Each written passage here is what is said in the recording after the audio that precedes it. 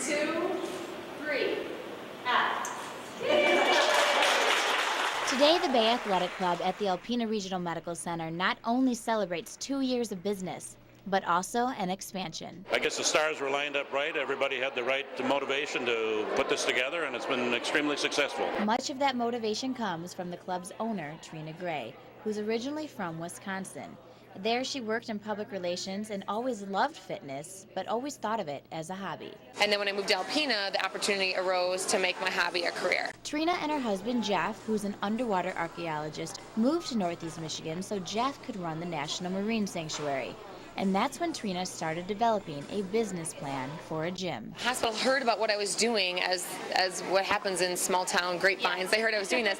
They called me and said, hey, we're interested in opening a new healthplex, also committed to healthy living and fitness. Why don't we get together and talk? And the rest is history, as they say, and the amount of people affected by this one-time hobby is immense. I've been coming up here for a couple weeks now, and I'm already starting to see some results.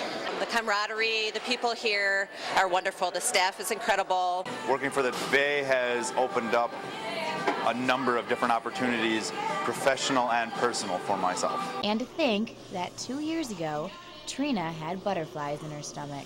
the night before we opened, I had so much anxiety and anxiousness and excitement about opening the doors and this fear that, what if no one comes?